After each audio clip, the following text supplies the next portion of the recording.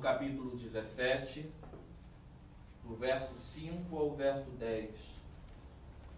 Evangelho de São Lucas, capítulo 17, do verso 5 ao verso 10.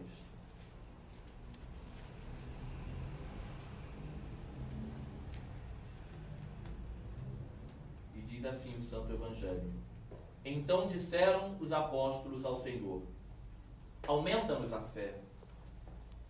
Respondeu-lhes o Senhor: Se tiverdes fé como um grão de mostarda, direis a esta amoreira: Arranca-te e planta-te no mar, e ela vos obedecerá. Qual de vós, tendo um servo ocupado na lavoura ou em guardar o gado, lhe dirá quando ele voltar do campo: Vem já e põe-te à mesa? E que antes não lhe diga: Prepara-me a ceia, cinge-te e serve-me, enquanto eu como e bebo. Depois comerás tu e beberás. Porventura, terá de agradecer ao servo, porque este fez o que lhe havia ordenado? Assim também vós, depois de haverdes feito quanto vos foi ordenado, dizei: Somos servos inúteis, porque fizemos apenas o que devíamos fazer. Meus irmãos, estes são para nós palavras de vida, palavras de cura, palavras de salvação. Glória a vós, Senhor. Você pode se assentar, te convido a curvar a sua cabeça e orar junto comigo.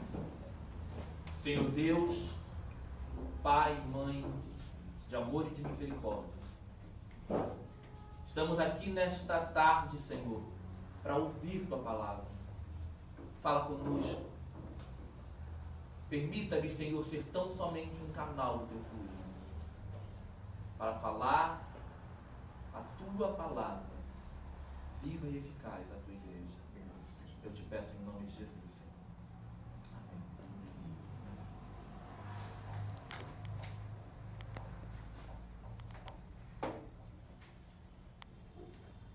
Tomar os meus espaços. Eu sou espaçoso.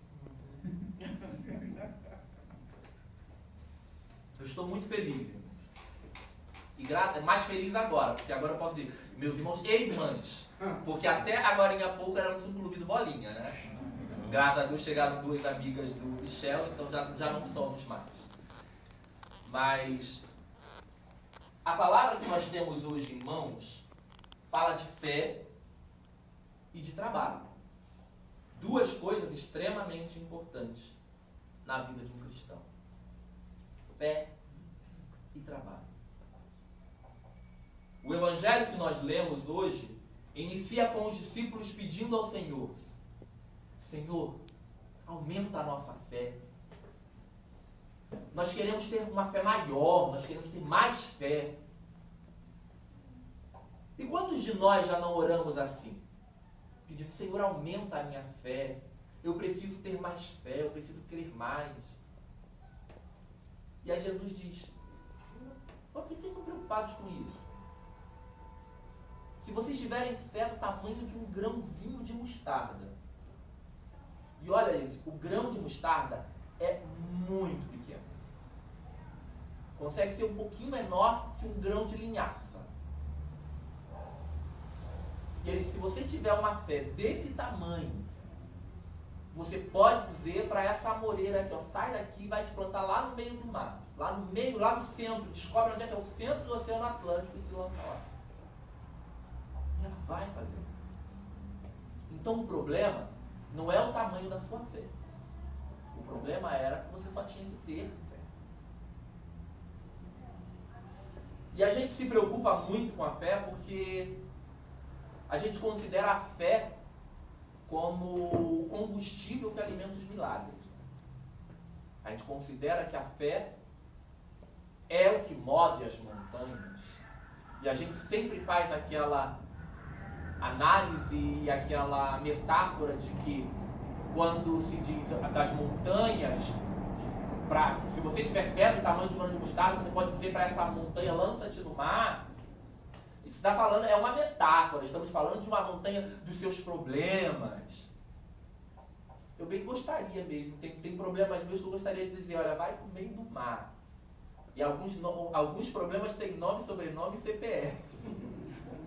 Quem de nós não tem, né? E a vontade é dizer, vai te lançar lá.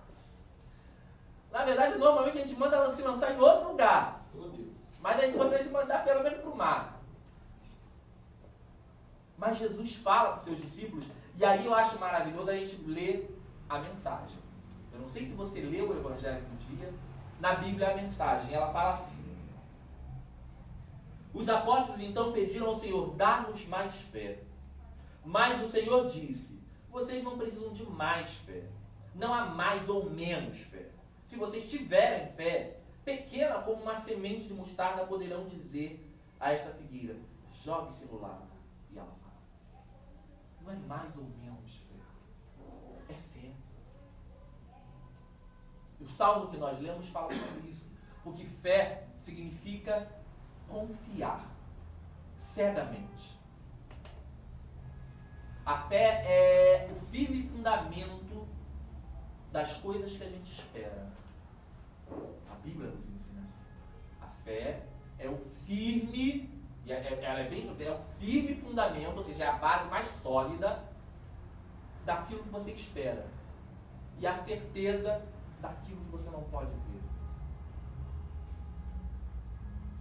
Fé significa se lançar no invisível. Se lançar naquilo que você não consegue visualizar, mas que você deseja, você espera. Foi por fé que nós viemos para cá. Foi atitude de fé. Alguns na época devem ter falado, cambada de imbecis, malucos, estão se arriscando demais. Mas fomos chamados para viver por fé. A Bíblia nos ensina que o justo viverá da fé.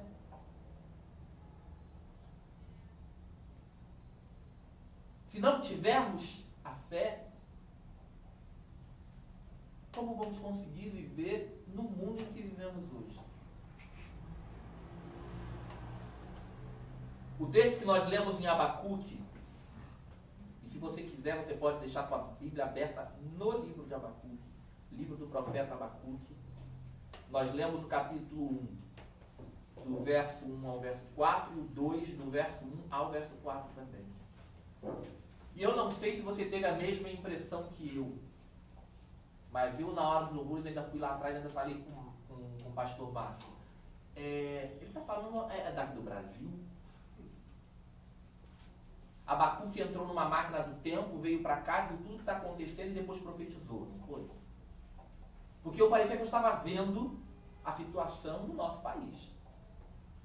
E ele começa a sua profecia dizendo assim, ó, sentença revelada ao profeta Abacuque. Até quando, Senhor, clamarei e tu não me escutarás? Gritar-te-ei violência e não salvarás. Porque me mostras a iniquidade e me fazes ver a opressão, pois a destruição e a violência estão diante de mim. Há contendas e o licídio se suscita. Por esta causa a lei se afrouxa e a justiça nunca se manifesta. Porque o perverso cerca o justo, a justiça é doce. Eu nunca vi uma profecia tão atual. Eu nunca vi uma profecia tão verdadeira para o nosso país. Dias em que nós vemos políticos corruptos, sujos, imundos, condenados e as sentenças sendo revogadas. Onde o judiciário perde o seu poder, perde a sua autoridade, onde a justiça é torcida. Porque o inocente vai para a cadeia e o culpado está pelas ruas. Ou pior do que isso, está no ar-condicionado lá no plenário da Câmara Federal. E das câmaras municipais também.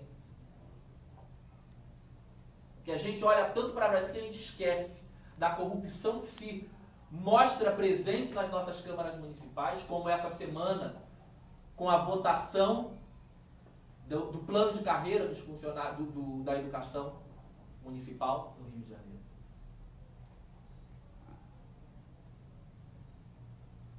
Nós vemos hoje em dia no nosso país que é necessário ter fé. Que é só por fé que a gente não desanima, que a gente não desiste e liga para o Marquinho ou manda uma mensagem falando, por favor, arrume um imóvel para mim, um aluguel, uma kitnet, qualquer coisa que eu estou mudando para a Argentina. Ou de repente nem para a Argentina, vamos para o Uruguai, que é um pouco melhor. Que a situação do nosso país ela é caótica. Quando a gente olha por esse cenário, se a gente for olhar pelo real, pelo visível, você não vislumbra um horizonte. Qual o horizonte que você vê? Vamos olhar o cenário político do nosso país hoje. Vamos olhar o horizonte que nós temos à nossa frente. Ontem, então, o meu horizonte ficou mais nublado do que já estava antes. Porque depois de ver Marina Silva de braços dados com Eduardo Campos para concorrerem à presidência do nosso país, aí eu lembrei, mano, da palestra lá na Anglicana.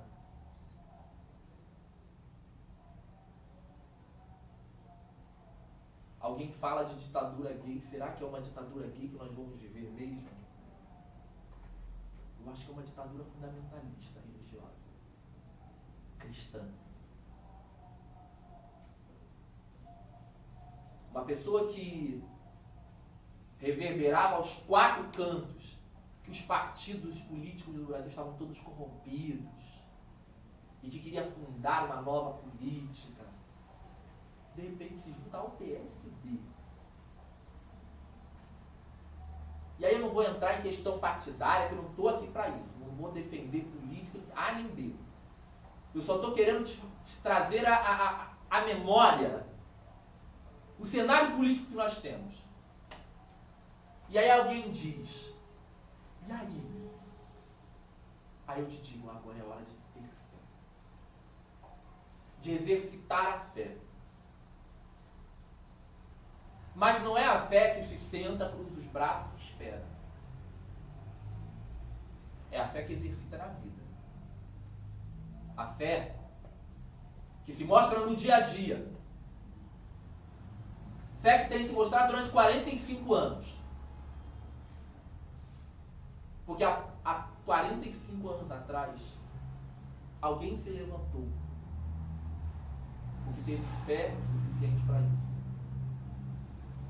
Porque às vezes eu paro para poder pensar como terá sido para o reverendo Troy, há 45 anos atrás, dizer, não dá. Não dá para eu continuar vivendo essa mentira e achar que está bom.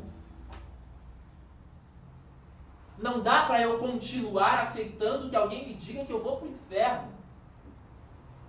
Que eu não tenho o direito de amar, porque o meu amor não ousa pronunciar o nome. Não dá para eu aceitar que o fato de eu ser diferente me torna pior do que alguém. E há 45 anos, ele se deixou mover pela sua fé e começou a pregar que Deus não fazia acepção de pessoas. Que Deus estava em Cristo reconciliando consigo o mundo. E preste atenção nisso, isso não foram palavras escritas por ele. Elas estão na Bíblia, na mesma Bíblia que nós lemos todos os dias, que os nossos pais leram durante anos nas igrejas deles, que leem até hoje nas igrejas deles. Naquela Bíblia que eles leem lá, está escrito exatamente igual. Deus amou o mundo, de tal maneira que deu o seu Filho, para que todo e toda aquele e aquela que nele crê não pereça, mas tenha vida eterna. Ele se deixou mover pela sua fé e ousou, teve coragem de enfrentar. E olha, não pense que foi fácil não, porque se você ouvir as histórias das ICMs pelo mundo, no Brasil, meu irmão, a gente tem colher de chá. O Brasil é paraíso para o evangelho inclusivo. Aqui no Brasil a gente tem sombra e água fresca. Aqui, quando muito, bastardo da vida está com uma pedra na porta da nossa igreja. Lá fora envenenam o Santa Ceia para matar todo mundo de uma vez.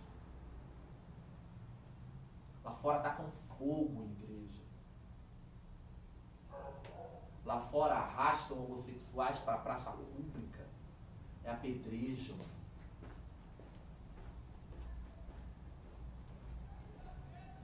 E nós estamos pedindo para Deus aumentar a nossa fé. É realmente necessário isso? Será que eu não posso simplesmente crer e confiar? Entregar o meu caminho ao Senhor e confiar?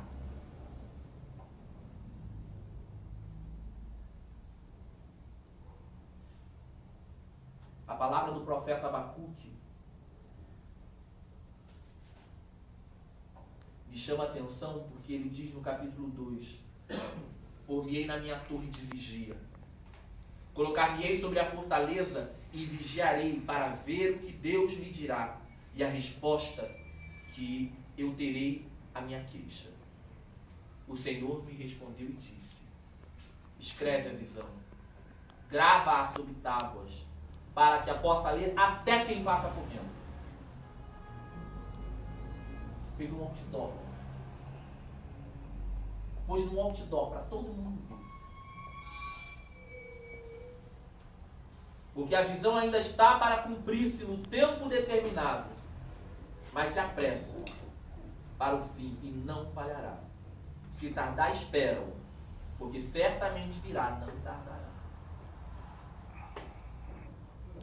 Quem soberbo, sua alma não é reta nele, mas o justo viverá pela fé. Os dias que nós vivemos são dias de medo, dias sombrios, porque quando eu ligo a minha televisão e vejo num jornal professores sendo espancados, quando eu vejo aquelas senhoras sendo espancadas, e o pior de tudo, né, as redes sociais hoje em dia tornaram a coisa tão visível realmente, que hoje nós temos a verdade diante dos olhos. Nós não somos mais obrigados a viver a ilusão da mídia. E aí você vê, e aí você tem uma escolha. E aí, o que eu acredito? Qual vai ser a minha parte no futuro? Qual é a minha ação no dia a dia? Eu vou permitir que isso continue até quando?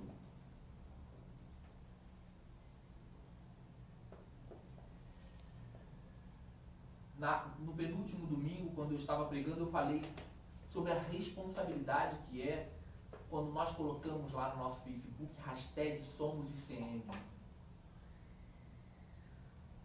Porque a ICM é ser Abacuque. Ser ICM é não se calar, é não se silenciar, é se posicionar politicamente sim.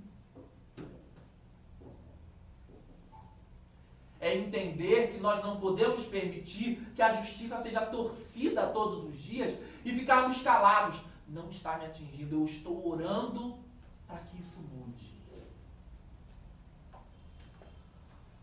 É eu não permitir, não aceitar ou não me conformar, ao menos, em ver todos os dias o direito do menos afortunado ser alijado, ser roubado todos os dias. As verbas que deveriam ir para a educação, para a saúde, sendo roubadas para comprar mansões em Miami, pagar férias em Las Vegas.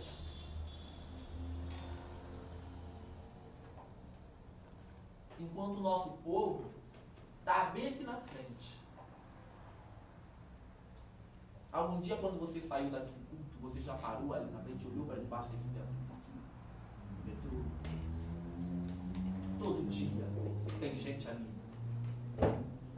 passando necessidade. Enquanto os nossos políticos continuam roubando.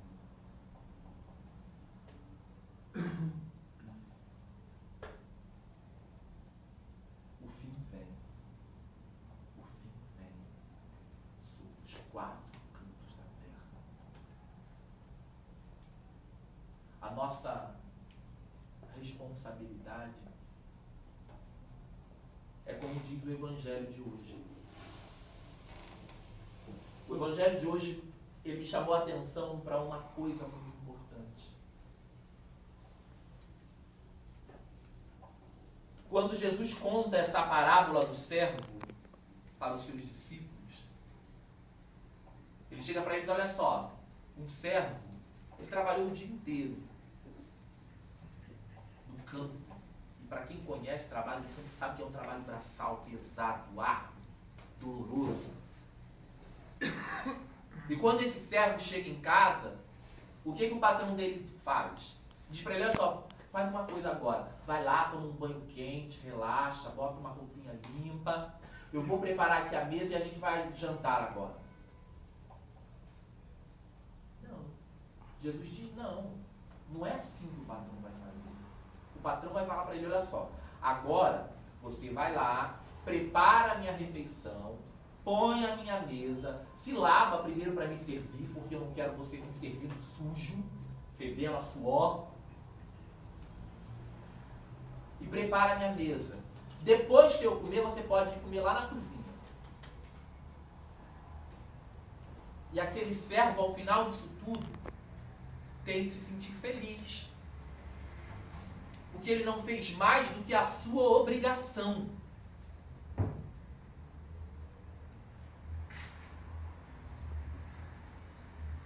E isso me veio de encontro que a gente às vezes sempre espera assim, não, Jesus sempre tem que falar palavras muito bonitinhas, não, tem que ensinar sempre. Não, Jesus está ensinando, olha só.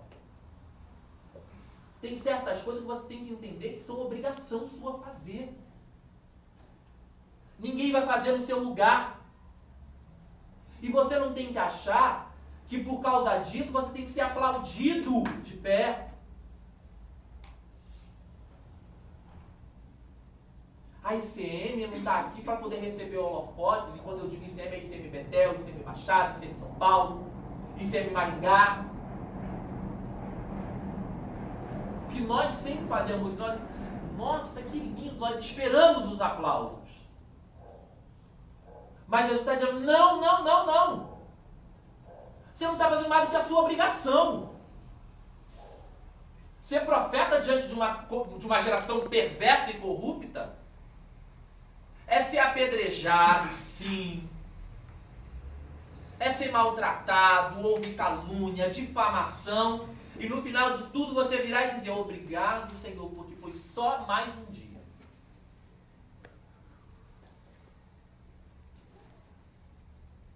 Nós estamos lutando pelos nossos direitos todos os dias. Estamos brigando da forma que sabemos brigar. Estamos lutando da forma que sabemos lutar. Mas é o nosso trabalho. Não estamos lutando por mais do que é a nossa obrigação e o nosso direito também.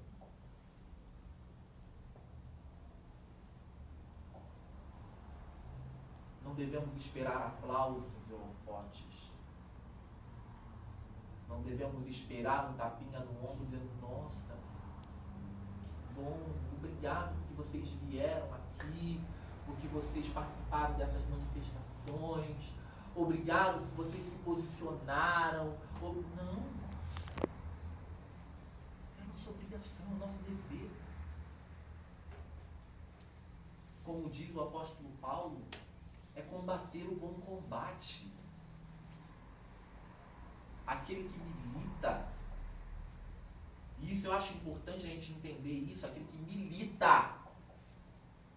Paulo fala exatamente, ele usa esse termo, aquele que milita não pode sequer olhar para trás.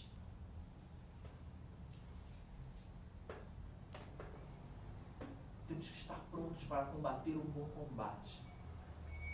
E quando acabar a carreira, aí sim, guardar a fé. Mas até que isso aconteça,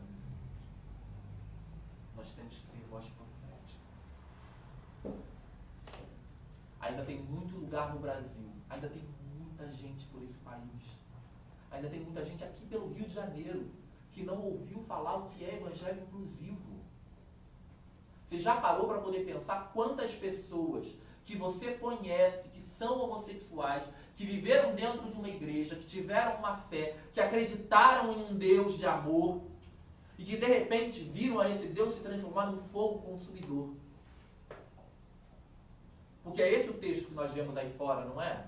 Deus é amor, mas também é fogo consumidor. Quantos de nós não, quando resolvemos aceitar que não dava para ser igual a todo mundo, que não dava para entrar dentro da forma, vimos se acender aqueles olhos como chamas de fogo sobre nós?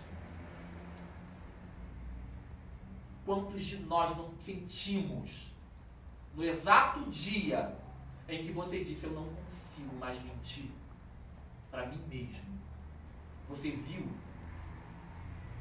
de acordo com aquelas mensagens antigas, o Espírito Santo virando de costas para você? Os textos que nos ensinaram eram esses. Deus ama o pecador, mas não ama o seu pecado. Se ele é pecador, está implícito o pecado nele. Se não tivesse o pecado, não seria pecador, não é?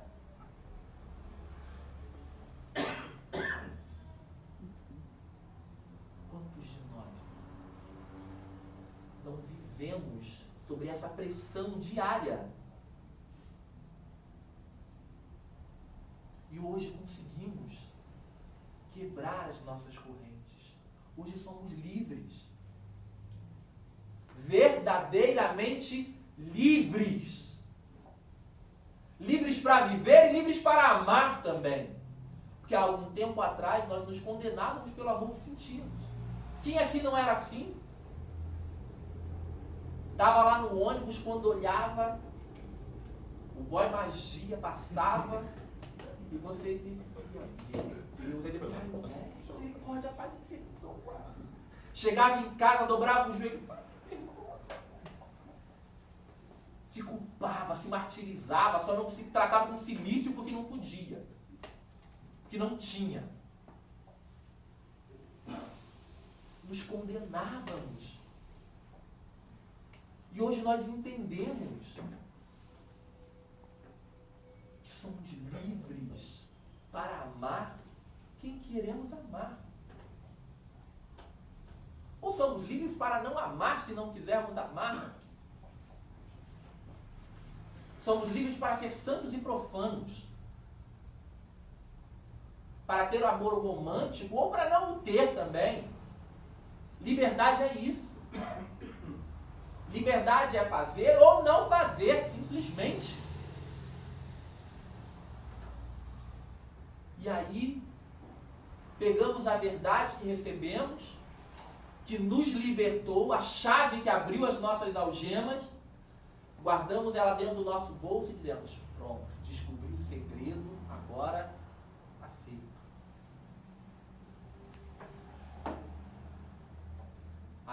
responsabilidade é pegar essa mesma verdade que nos libertou e levar para mais alguém. De quantas pessoas você já quebrou as correntes? Para quantas pessoas você falou e diz assim, olha, você sabia que Jesus morreu na cruz por você? E que você, do jeito que você preste bem atenção nisso. É isso, abra sua mente agora e entenda. Ele te ama exatamente como você é. Para quantas pessoas você já falou isso?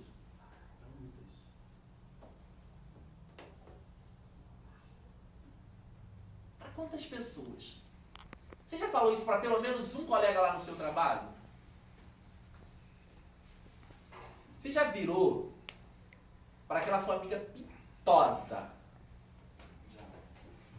A pitosa, a Arquinho do McDonald's. E disse, olha só, Deus te ama assim. Você não precisa nem sequer parar de dar pinta. Pode dar close na boate. Jesus te ama. Você já virou para sua amiga travesti e disse que ela não precisa tirar o silicone dela para ser amada por Deus?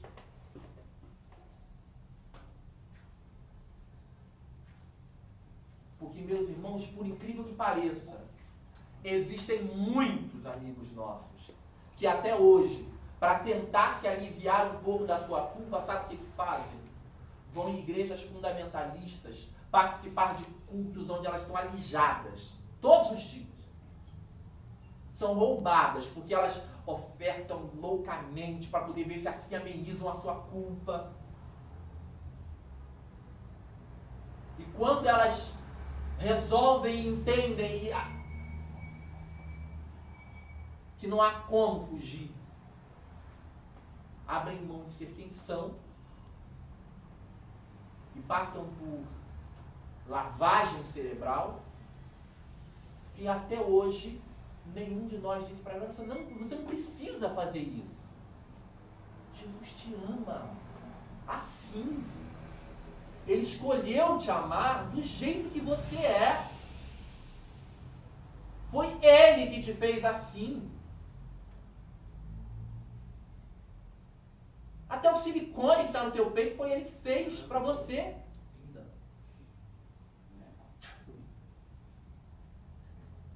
E como é que vai ser, meus irmãos? Até quando vamos nos calar?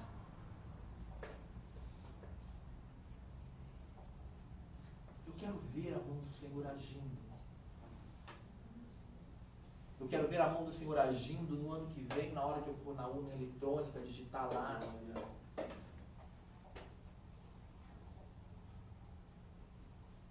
Eu preciso ser voz profética. Você precisa ser voz profética. Que meu irmão e minha irmã, se nós nos calarmos, até as pedras vão gritar. Daqui a pouco até as pedras estão gritando e clamando.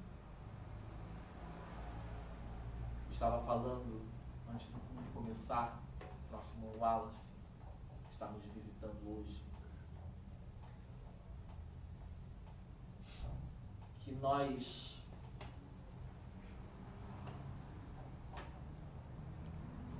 temos responsabilidades. O que importa é que o Evangelho seja pregado a todos. O Evangelho ele tem que ser pregado em tempo e fora de tempo. Ele tem que ser pregado a santos e profanos, a bons e maus, a justos e injustos. Não sou eu que vou dizer quem é bom, quem é mau, quem merece, quem não merece, quem é certo e quem é errado. Cabe ao dono da seara. Depois ele separa o que é joio e o que é trigo. Ele vai fazer do jeito dele. Mas nós temos que anunciar. Nós não podemos nos calar. Somos servos. Estamos aqui para trabalhar. Não espera a bonificação no final do ano.